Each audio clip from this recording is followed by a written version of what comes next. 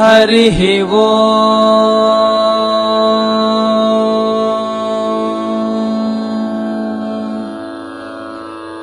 अस्य श्रीलक्ष्मी नृसिंह दिव्य सहस्रनाम स्तोत्र महामन्त्रस्य ब्रह्मा ऋषिः अनुष्टुप् छन्दः श्रीलक्ष्मी नृसिंहो देवता श्रीलक्ष्मी नृसिंह प्रीत्यध्ये जपे विनियोगः ध्यानम् सत्यज्ञानसुखस्वरूपममलम् क्षीराब्धिमध्यस्थितम् योगारूढमतिप्रसन्नवदनम् भूषा सहस्रोज्ज्वलम् त्रिलक्ष्यम् चक्रपिनाकसाभयकरान् बिभ्राणमर्कच्छविम् छत्रीभूतफणीन्द्रमिन्दुधवलम् लक्ष्मी नृसिंहम् भजे लक्ष्मीचारुकुचद्वन्द्वकुङ्कुमाङ्कितवक्षसे नमो नृसिंहनाथाय सर्वमङ्गलमूर्तये उपास्महे नृसिंहाख्यम् ब्रह्मवेदान्तगोचरम् भूयोल्लासितसंसारच्छेदहेतुम् जगद्गुरुम् ब्रह्म उवाच ॐ नमो नारसिंहाय वज्रदंष्ट्राय वज्रिणे वज्रदेहाय वज्राय नमो वज्रनखाय च वासुदेवाय वन्द्याय वरदाय वरात्मने वरदाभयहस्ताय वराय वररूपिणे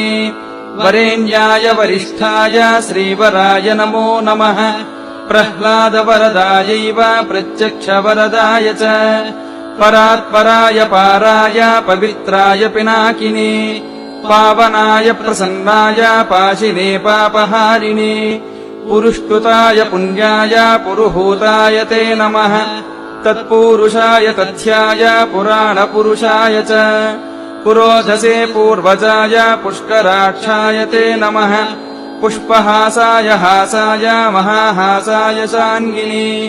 सिंहराजाय सिंहाय जगद्वन्द्याय ते नमः अट्टहासाय रोषाय ज्वालाहासाय ते नमः भूतावासाय वासाय श्रीनिवासाय खड्गिने खड्गजिह्वाय सिंहाय खड्गवासाय ते नमः नमो मूलाधिवासाय धर्मवासाय धर्मिणे धनञ्जयाय धन्याय नमो मृत्युञ्जयाय च शुभञ्जयाय सूत्राय नमः शत्रुञ्जयाय च निरञ्जनाय नीराय निर्गुणाय गुणात्मने निष्प्रपञ्चाय निर्वाणप्रदाय निबिडाय च निरञ्जनाय नीराय निर्गुणाय गुणात्मने निरालम्बाय नीलाय निष्कलाय कलात्मने निमेषाय निबद्धाय निमेषगमनाय च निर्द्वन्द्वाय निराशाय निश्चयाय निजाय च निर्मलाय निदानाय निर्मोहाय निराकृते नमो नित्याय सत्याय सत्कर्मनिरताय च सत्यध्वजाय भुजाय मुञ्जकेशाय केशिने हरिकेशाय केशाय गुडाकेशाय वै नमः सुकेशायोर्ध्वकेशाय केशसंहारकाय च जलेशाय स्थलेशाय पद्मेशायोऽग्ररूपिणे पुष्पेशाय कुलेशाय केशवाय नमो नमः सूक्तिकर्णाय सूक्ताय रक्तजिह्वाय रागिणे दीप्तरूपाय दीप्ताय प्रदीप्ताय प्रलोभिने प्रसन्नाय प्रबोधाय प्रभवे विभवे नमः प्रभञ्जनाय पान्थाय प्रमाय प्रतिमाय च प्रकाशाय प्रतापाय प्रज्वलायोज्ज्वलाय च ज्वालामालास्वरूपाय ज्वालाजिह्वाय ज्वालिने महाज्वालाय कालाय कालमूर्तिधराय च कालान्तकाय कल्पाय कलनाय कलाय च कालचक्राय चक्राय षट्चक्राय चक्रिणे अक्रूराय कृतान्ताय विक्रमाय क्रमाय च कृत्तिने कृत्तिवासाय कृतञ्जाय कृतात्मने संक्रमाय च क्रुद्धाय क्रान्तलोकत्रयाय च अरूपाय सरूपाय हरये परमात्मने अजेयायादिदेवाय ह्यक्षयाय क्षयाय च अघोराय सुघोराय घोरघोरतराय च नमस्तु घोरवीर्याय लसद्घोराय ते नमः घोराध्यक्षाय दक्षाय दक्षिणार्हाय शम्भवे अमोघाय गुणौघाय ह्यनघाय घहारिणि मेघनादाय नादाय तुभ्यम् मेघात्मने नमः मेघवाहनरूपाय मेघश्यामाय मालिनि व्यालयज्ञोपवीताय व्याघ्रदेहाय ते नमः व्याघ्रपादाय ते व्याघ्रकर्मणे व्यापकाय च विकटास्याय वीर्याय विष्टरस्रवसे नमः विकीननखदंष्ट्राय नखदंष्ट्रायुधाय च विश्वक्सेनाय सेनाय विह्वलाय बलाय च विरूपाक्षाय वीराय विशेषाक्षाय साक्षिणि वीतशोकाय वित्ताय विस्तीर्णवदनाय च विधानाय विधेयाय विजयाय जयाय च विबुद्धाय विभावाय नमो विश्वम्भराय च वीतरागाय विप्राय विटृत्कनयनाय च विपुलाय विनीताय विश्वयोने नमो नमः विडम्बनाय वित्ताय विस्तृताय वियोनये विह्वलाय विवादाय नमो व्याहृतये नमः विरासाय विकल्पाय महाकल्पाय ते नमः बहुकल्पाय कल्पाय कल्पातीताय शिल्पिने कल्पनाय स्वरूपाय फणितल्पाय वै नमः चटिप्रभाय तार्क्ष्याय तरुणाय तरस्विने रसनायान्तरिक्षाय तापत्रयहराय च तारकाय तमोघ्नाय तत्त्वाय च तपस्विने तक्षकाय तनुत्राय तडिते तरलाय च शतरूपाय शान्ताय शतधाराय ते नमः शतपत्राय ताक्षाय स्थितये शान्तमूर्तये शतक्रतुस्वरूपाय शाश्वताय शतात्मने नमः सहस्रशिरसे सहस्रवदनाय च सहस्राक्षाय देवाय दिशस्रोत्राय ते नमः नमः सहस्रजिह्वाय महाजिह्वाय ते नमः सहस्रनामधेयाय सहस्रजठराय च सहस्रबाहुवे तुभ्यम् सहस्रचरणाय च सहस्रार्कप्रकाशाय सहस्रायुधधारिणे नमो स्थूलाय सूक्ष्माय सुसूक्ष्माय नमो नमः सुक्षीणाय सुभिक्षाय शोराध्यक्षाय शूरिणे धर्माध्यक्षाय धर्माय लोकाध्यक्षाय वै नमः प्रजाध्यक्षाय शिक्षाय विपक्षक्षयमूर्तये कालाध्यक्षाय तीक्ष्णाय मूलाध्यक्षाय ते नमः अधोक्षजाय मित्राय सुमित्रवरुणाय च शत्रुघ्नाय ह्यविघ्नाय विघ्नकोटिहराय च रक्षोघ्नाय मधुघ्नाय भूतघ्नाय नमो नमः भूतपालाय भूताय भूतावासाय भूतिने भूतभेतालघाताय भूताधिपतये नमः भूतग्रहविनाशाय भूतसंयमिने नमः महाभूताय भृगवे सर्वभूतात्मने नमः सर्वारिष्टविनाशाय सर्वसम्पत्कराय च सर्वाधाराय सर्वाय सर्वार्तिहरये नमः सर्वदुःखप्रशान्ताय सर्वसौभाग्यदायिने सर्वज्ञानाद्यनन्ताय सर्वशक्तिधराय च सर्वैश्वर्यप्रदात्रे च सर्वकार्यविधायिने सर्वज्वरविनाशाय सर्वरोगापहारिणे सर्वाभिचारहन्त्रे च सर्वोत्पातविघातिने पिङ्गाक्षायैकशृङ्गाय द्विशृङ्गाय मरीचये बहुशृङ्गाय शृङ्गाय महाशृङ्गाय ते नमः माङ्गल्याय मनोज्ञाय मन्तव्याय महात्मने महादेवाय देवाय मातुलङ्गधराय च महामाय प्रसूताय मायिने जलसायिने महोदराय मन्दाय मदनाय मदाय च मधुकैटभहन्त्रे च माधवाय मुरारये महावीर्याय धैर्याय चित्रवीर्याय ते नमः चित्रकर्माय चित्राय नमस्ते चित्रभानवे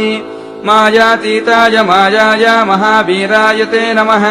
महातेजाय बीजाय तेजोधाम्ने च बीजिने तेजोमय नृसिंहाय तेजसां निधये नमः महादंष्ट्राय दंष्ट्राय नमः पुष्टिकराय च शिपिविष्टाय पुष्टाय तुष्टये परमेष्ठिने विशिष्टाय च शिष्टाय गरिष्ठायेष्ठदायिने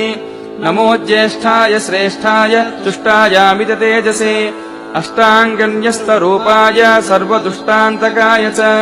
वैकुण्ठाय विकुण्ठाय केशिकण्ठाय कण्ठिने कण्ठीरवाय लुण्ठाय निःशठाय हठाय च सत्त्वोद्रिक्ताय कृष्णाय रजोद्रिक्ताय वेधसे तमोद्रिक्ताय रुद्राय ऋग्यजुस्साममुहूर्तये ऋतुध्वजाय कालाय मन्त्रराजाय मन्त्रिणे त्रिनेत्राय त्रिवर्गाय त्रिधाम्ने च त्रिशूलिने त्रिकालज्ञानरूपाय त्रिदेहाय त्रिधात्मने नमोऽस्त्रिमूर्तिवन्द्याय त्रितत्त्वज्ञानिने नमः अच्छोभ्याय निरुद्धाय ह्यप्रमेयाय भानवे अमृताय ह्यनन्ताय ह्यमितायामराय च अपमृत्युविनाशाय ह्यपस्मारविघातिने आनराय नरूपाय ह्यन्नायानभुजे नमः आद्याय निरवद्याय वेद्याय अद्भुतकर्मणे सद्यो जाताय सन्ध्याय वैद्युताय नमो नमः विद्यातीताय शुद्धाय रागातीताय रागिणे योगीश्वराय योगाय गोहिताय गवाम्पते गन्धर्वाय गभीराय गर्जितायोर्जिताय च पर्जन्याय प्रवृद्धाय प्रधानपुरुषाय च पद्माभाय सुनाभाय पद्मनाभाय भासिने पद्मनेत्राय पद्माय पद्मायाः पतये नमः पद्मोदराय भूताय पद्मकल्पोद्भवाय च नमो हृत्पद्मवासाय भूपद्धोद्धरणाय च शब्दब्रह्मस्वरूपाय ब्रह्मरूपधराय च ब्रह्मणे ब्रह्मरूपाय ब्रह्मनेत्रे नमो नमः ब्रह्मादये ब्राह्मणाय ब्रह्मब्रह्मात्मने नमः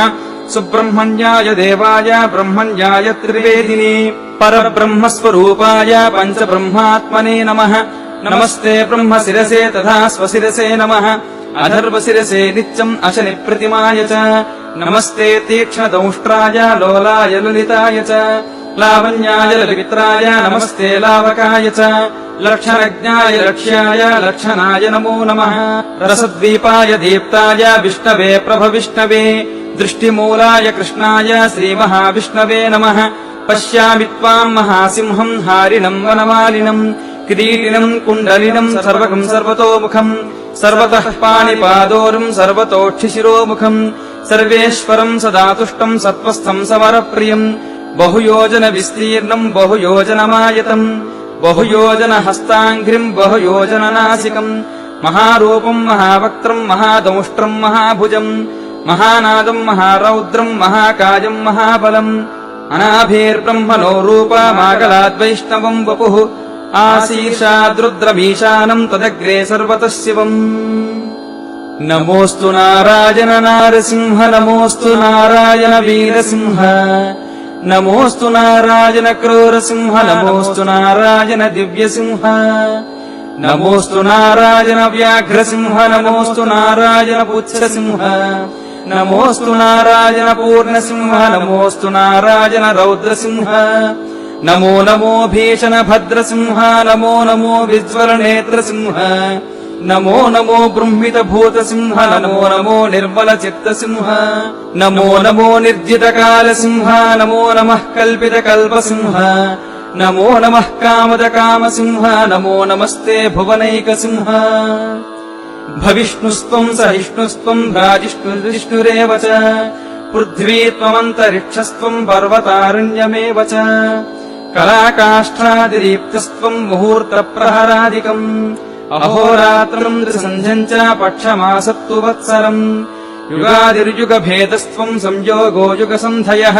निरिचम् नैमत्तिकम् काव्यम् महाप्रलयमेव च करणम् कारणम् कर्ता भर्ता हर्ता हरिस्वराट् सत्कर्ता सत्कृतिर्गोप्ता सच्चिदानन्दविग्रहः प्राणस्त्वम् प्राणिनाम् प्रत्यगात्मत्वम् सर्वदेहिनाम् सुज्योतिस्त्वम् परम् ज्योतिरात्मज्योतिः सनातनः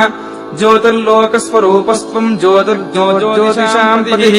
स्वाहाकारस्वधाकारो वषट्कारः कृपाकरः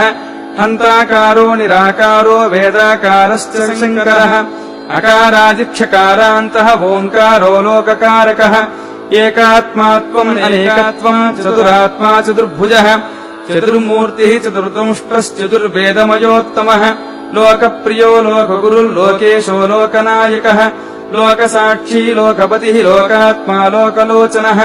लोकाधारो बृहल्लोको लोकालोकमयो विभुः लोककर्ता महाकर्ता कृतकर्ता कृतागमः अनादिस्त्वम् अनन्तस्त्वम् अभूतो भूतविग्रहः स्तुतिस्तुत्यः स्तवप्रीतः स्तोता नेता नियामकः त्वम् गतिस्त्वम् मतिर्मह्यम् पिता माता गुरुः सखा सुहृदश्चाप्तरूपस्त्वम् त्वाम् विना नात्र मे गतिः नमस्ते मन्त्ररूपाय ह्यस्त्ररूपाय ते नमः बहुरूपाय रूपाय पञ्चरूपधराय च भद्ररूपाय रूढाय योगरूपाय योगिनी समरूपाय योगाय योगपीठस्थिताय च योगगम्याय च सौम्याय ध्यानगम्याय ध्यायिनी ध्येयगम्याय धाम्ने च धामाधिपतये नमः धराधराय धर्माय धारणाभिरताय च नमो धात्रे विधात्रे च सन्धात्रे च धराय च दामोदराय दान्ताय दानवान्तकराय च नमः संसारवैद्याय भेषजाय नमोऽस्तु ते क्षीरध्वजाय क्षीराय वाताय प्रतिमाय च सारस्वताय संसारनाशनाय क्षमालिनी असिचर्मधरायैव षट्कर्मनिरताय च विकर्माय सुकर्माय परकर्मविघातिनी सुकर्मणे मन्मथाय नमो मर्माय मर्मिणे करिचर्मवसानाय करालवदनाय च कवये पद्मगर्भाय भूगर्भाय कृपानिधे ब्रह्मगर्भाय गर्भाय बृहद्गर्भाय धूर्जटे नमोऽस्तु विश्वगर्भाय श्रीगर्भाय जितारये नमो हिरण्यगर्भाय हिरण्यकवचाय च हिरण्यवर्णदेहाय हिरण्याक्षविनाशिने हिरण्यकनिहन्त्रे च हिरण्यनयनाय च हिरण्यरेतसेतुभ्यम् हिरण्यवदनाय च नमो हिरण्यशृङ्गाय निःसृङ्गाय च शृङ्गिणे भैरवाय सुकेशाय भीषणायान्त्रमालिनी चण्डाय तुण्डमालाय नमो दण्डधराय च श्रीखण्डतत्त्वरूपाय कमण्डलुधराय च नमस्ते दण्डसिंहाय सत्यसिंहाय ते नमः नमस्ते श्वेतसिंहाय पीतसिंहाय ते नमः नीलसिंहाय नीलाय रक्तसिंहाय ते नमः नमो हरिद्रसिंहाय धूम्रसिंहाय ते नमः मूलसिंहाय मूलाय बृहत्सिंहाय ते नमः पातालस्थितसिंहाय नमः पर्वतवासिनी नमो जलस्थसिंहाय ह्यन्तरिक्षस्थिताय च कालाग्निरुद्रसिंहाय चण्डसिंहाय ते नमः अनन्तजिह्वसिंहाय अनन्तगतये नमः नमोऽस्तु वीरसिंहाय बहुसिंहस्वरूपिणी नमो विचित्रसिंहाय नारसिंहाय ते नमः अभयङ्करसिंहाय नरसिंहाय ते नमः सप्ताब्धिमेखलायैव सप्तसामस्वरूपिणी सप्तधातुस्वरूपाय सप्तच्छन्दोमयाय च सप्तलोकान्तरस्थाय सप्तस्वरमयाय च सप्तार्चीरूपदमुष्ट्राय सप्ताश्वरधरूपिणी स्वच्छाय स्वच्छरूपाय स्वच्छन्दाय नमो नमः श्रीवत्साय सुवेशाय श्रुतये श्रुतमूर्तये शुचिस्रवाय शूराय सुभोगाय सुधन्विने शुभ्राय सुरनाथाय सुलभाय शुभाय च सुदर्शनाय सूक्ताय निरुक्ताय नमो नमः सुप्रभावस्वभावाय भवाय विभवाय च सुशाखाय विशाखाय सुमुखाय सुखाय च सुनखाय सुदंष्ट्राय सुरथाय सुधाय च नमः खड्वाङ्गहस्ताय खेटमुद्गरपाणये साङ्ख्याय सुरमुख्याय प्रख्यातप्रभवाय च खगेन्द्राय मृगेन्द्राय नगेन्द्राय ध्रुवाय च नागकेयूरहाराय नागेन्द्रायाघमर्दिने नदीवासाय नागाय नानारूपधराय च नागेश्वराय नग्नाय नमितायामिताय च नागान्तकरथायैव नरनारायणाय च नमो मत्स्यस्वरूपाय कच्छपाय नमो नमः नमो यज्ञवराहाय श्रीनृसिंहाय ते नमः विक्रमाक्रान्तलोकाय वामनाय महूजसे नमो भार्गवरामाय रावणान्तकराय च नमस्ते बलरामाय कंसप्रध्वंसकारिणे बुद्धाय बुद्धरूपाय तीक्ष्णरूपाय कल्किने आत्रेयायाग्निनेत्राय कपिलाय द्विजाय च क्षेत्राय पशुपालाय पशुभक्त्राय ते नमः गृहस्थाय वनस्थाय यतये ब्रह्मचारिणि स्वर्गापवर्गदात्रे च तद्भोक्त्रे च मुमुक्षवे सालग्रामनिवासाय क्षीराब्धिनिलयाय च श्रीशैलाद्रिनिवासाय शैलवासाय ते नमः योगिहृत्पद्मवासाय महाहंसाय ते नमः गुहावासाय गुह्याय गुप्ताय गुरवे नमः नमो मूलाधिवासाय नीलवस्त्रधराय च पीतवस्त्रधरायैव रक्तवस्त्रधराय च रक्तमालाविभूषाय रक्तगन्धानुलेपिने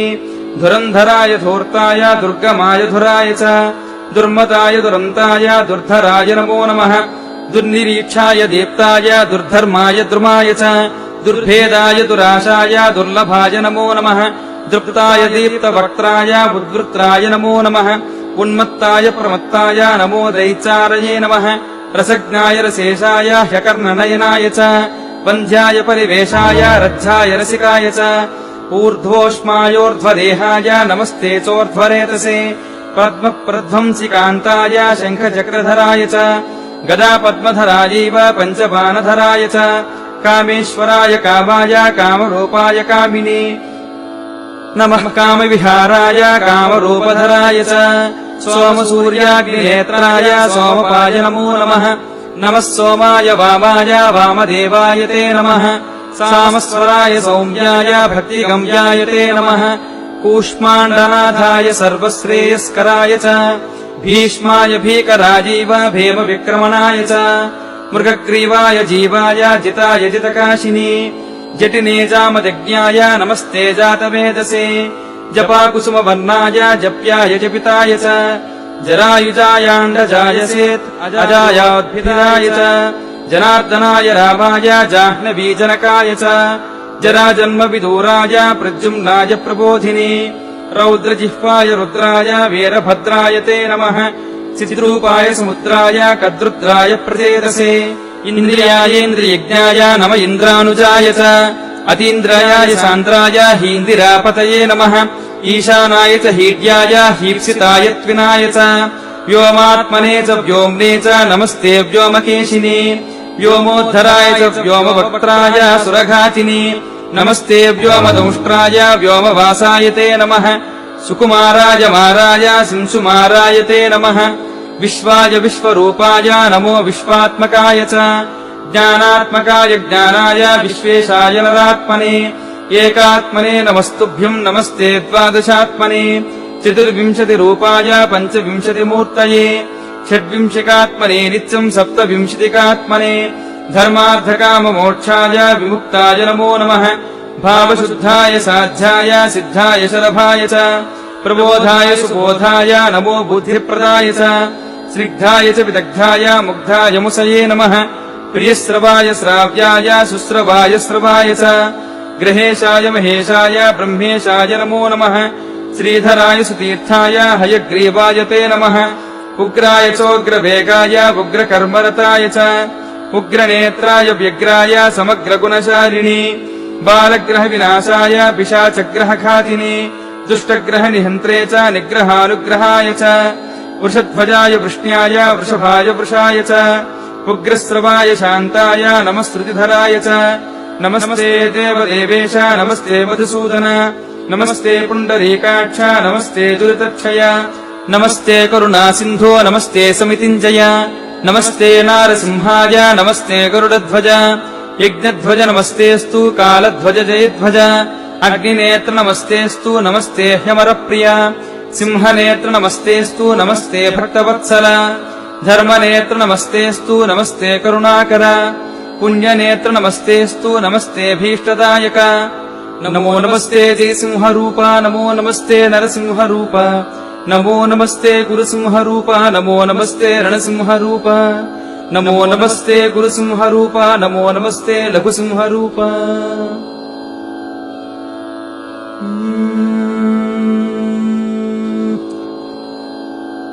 ब्रह्म उवाच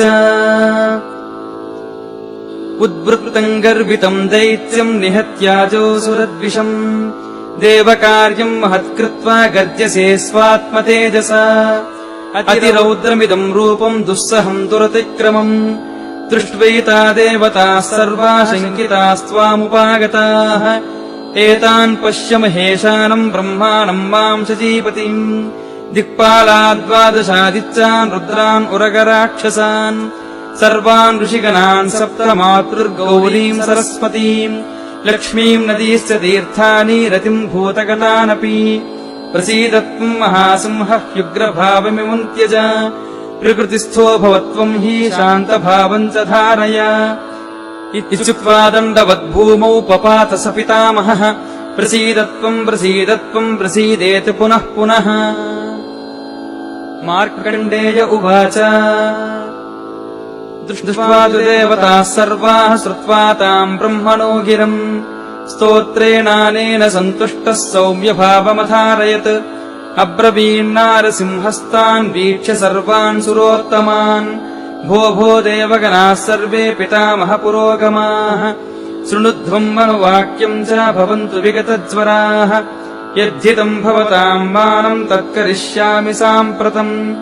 सुरानाम सहस्रम् मे त्रिसन्ध्यम् यः पठेच्छुचिः शृणोति श्रावयति वा पूजान्ते भक्तिसंयुतः सर्वान् कामानवाप्नोति जीवेत् शरदाम् शतम् यो नामभिर्नृसिंहाद्यैः अर्चयेत् क्रमशो मम सर्वतीर्थेषु यत्पुण्यम् सर्वयज्ञेषु यत्फलम् सर्वपूजासु यत्प्रोक्तम् तत्सर्वम् लभते नरः जातिस्मरत्वम् लभते ब्रह्मज्ञानम् सनातनम् सर्वपापविनिर्मुक्तः तद्विष्णोः परमम् पदम् यो नाम कवचम् बद्ध्वा विचरेद्विगतज्वरः भूतभेतालकूष्माण्डपिशाच ब्रह्मराक्षसाः शाकिनी ढाकिनी ज्येष्ठासिनी बालग्रहादयः दुष्टग्रहास्त नश्यन्ति यक्षराक्षसपन्नगाः ये च सन्ध्याग्रहाः सर्वे चण्डालग्रहसंज्ञिकाः निशाचरग्रहाः सर्वे प्रणश्यन्ति च दूरतः कुक्षिरोगश्च हृद्रोगः शूलापस्मार एव च एकाहिकम् द्व्याहिकम् च चातुर्धिकमहाज्वरम् अथ यो व्याधयश्चैव रोगाधिदेवताः शीघ्रम् नश्यन्ति ते सर्वे नृसिंहस्मरणाकुलाः राजानो दासताम् यान्ति शत्रवो यान्ति मित्रताम्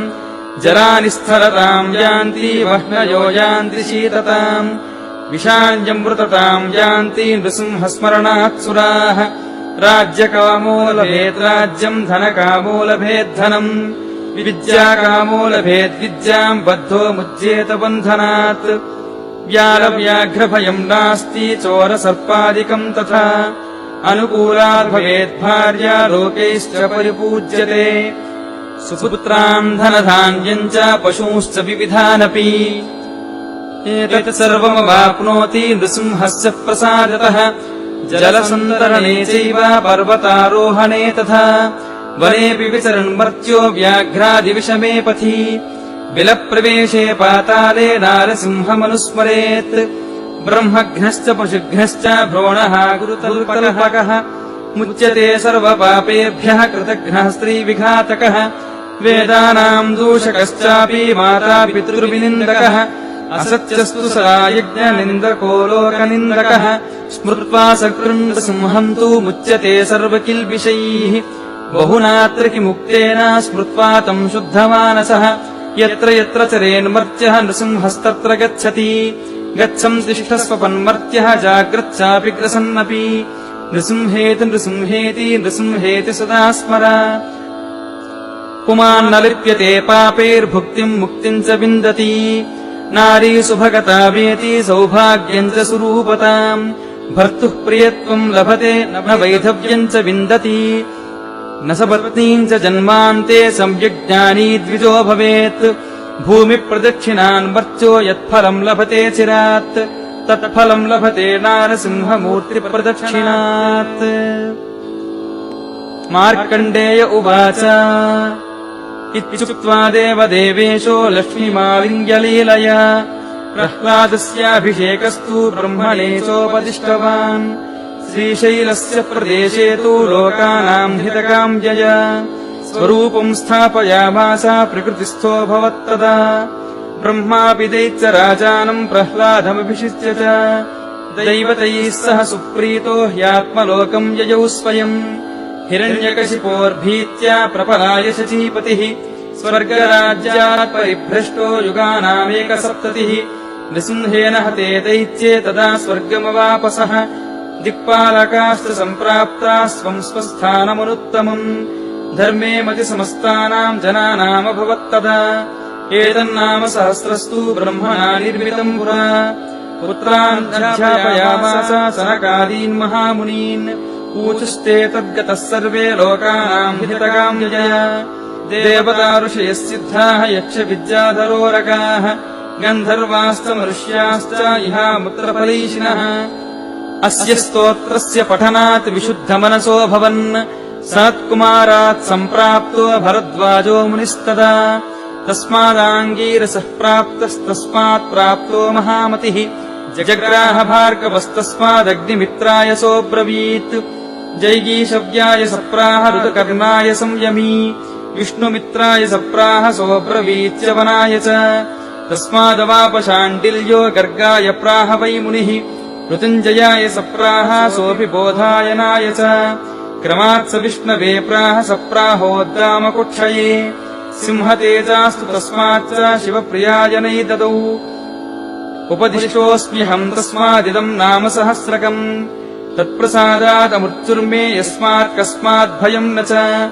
मया च कथितम् नारसिंहस्तोत्रमिदम् तव त्वम् हि नित्यम् शुचिर्भूत्वा तमाराधय शाश्वतम्